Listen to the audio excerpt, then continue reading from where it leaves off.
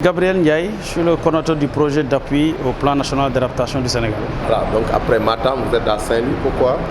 Oui, aujourd'hui nous sommes à Saint-Louis pour procéder au lancement de l'étude de vulnérabilité au changement climatique et d'identification des options d'adaptation dans les secteurs de l'agriculture, des infrastructures routières, de la gestion des risques de catastrophes axés sur les inondations et la santé. Il faut dire que c'est une étude, comme son nom l'indique, étude de vulnérabilité, qui va permettre en réalité de faire le diagnostic de la région et voir un peu quels sont les risques climatiques auxquels la région est confrontée. Et ces risques climatiques, identifier les impacts. À travers les impacts, nous aurons ce qu'on appelle la vulnérabilité, qui est fonction de ce qu'on appelle la sensibilité, l'exposition et la capacité d'adaptation.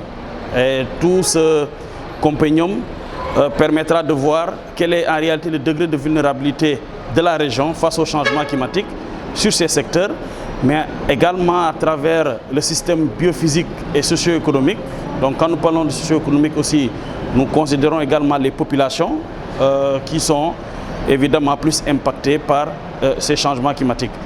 Et à l'issue donc de cette étude de vulnérabilité qui sera portée donc par le comité régional sur les changements climatiques, qui est pour rappel un comité qui a été mis en place par arrêté du gouverneur, qui assure la coordination des interventions sur la lutte contre les changements climatiques dans la région et qui réunit évidemment l'ensemble des acteurs, n'est-ce pas, donc que ce soit des services étatiques, des ONG, des projets, etc.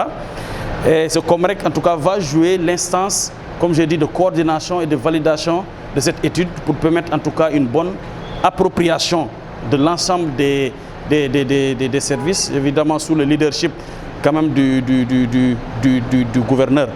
Et à l'issue de cela, il y aura après des ateliers d'identification des options d'adaptation, parce que quand nous faisons une étude scientifique, nous connaissons les impacts, nous connaissons les problèmes qui vont venir dans l'avenir. Il faudra maintenant aller vers des stratégies d'adaptation.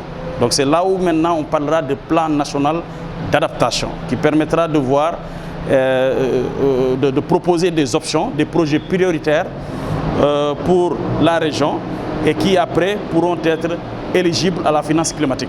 Donc c'est ça vraiment la finalité en réalité vraiment de l'objectif en tout cas de cette étude qui est élaborée aujourd'hui, qui est lancée, excusez-moi, aujourd'hui dans le cadre donc de la région.